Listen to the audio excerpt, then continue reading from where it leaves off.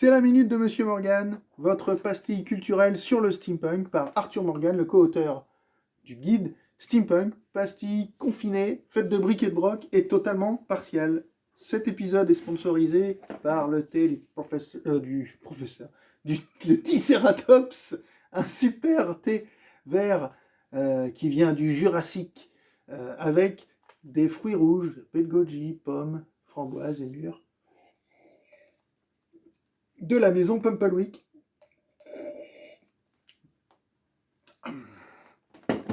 Alors cette fois-ci, nous allons parler musique, parce que oui, il y a bien de la musique steampunk.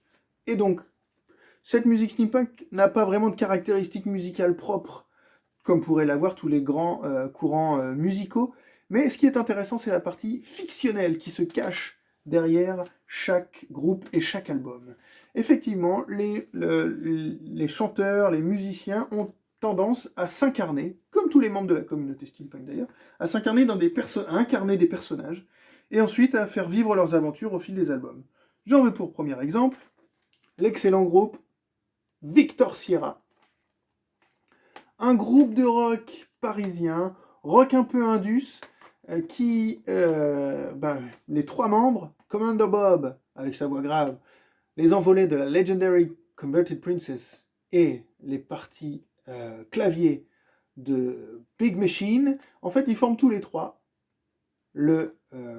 l'équipage d'un Zeppelin. Et au fil de leurs nombreux albums, ils viennent nous parler de leurs aventures à travers l'espace et le temps à bord de ce Zeppelin. Je vous invite à aller jeter une oreille sur le Bandcamp, bandcamp.com/Victor Sierra. Et ils auront bientôt un financement participatif avec plein de goodies sympas pour leur nouvel album. Là, j'en ai 3, je pense que c'est le 5e qui sort très vite. Dans un autre état d'esprit, mais toujours avec la partie fictionnelle, je vous invite à écouter Professor Elemental. Professor Elemental est un chanteur de hip-hop britannique qui lui incarne un personnage complètement farfelu, qui aime bien boire du thé, beaucoup, trop de thé, et qui est un inventeur totalement génial, fou, et qui rate tout ce qu'il entreprend. Et notamment, il a une paire de pantalons qui lui permettent de voyager dans le temps.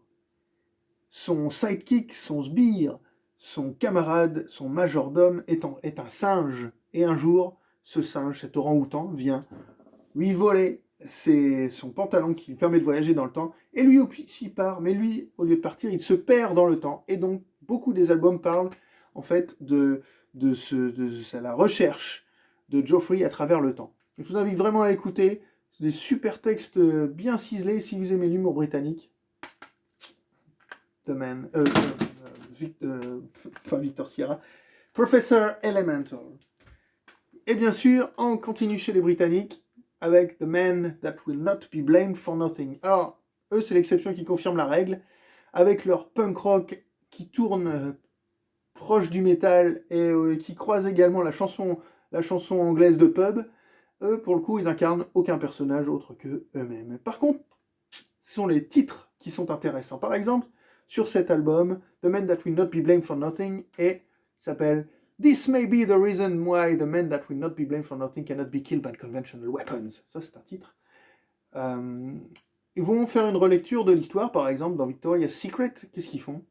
Ils imaginent que Albert, le mari de Victoria, est mort. Enfin, il est vraiment mort, mais il vit encore dans le sous-sol en tant que mort-vivant, et les servants qui passent par là sont envoyés dans le sous-sol du château et se font totalement bouffer. Il y a aussi des références à Cthulhu, il y a aussi des références à Tesla. Je vous invite vraiment à écouter ça, The Men That Will Not Be Blamed for Nothing. Je vous invite également à explorer pas mal d'autres groupes. Vous pouvez aller dans tout ce qui est rétro, tout ce qui est électro-swing, comme les groupes comme Rétropolitain. Et puis aussi, le plus grand de tous les groupes steampunk. C'est pas trop ma tasse de thé, mais bon, c'est ma chronique partielle. Abney Park. À très vite.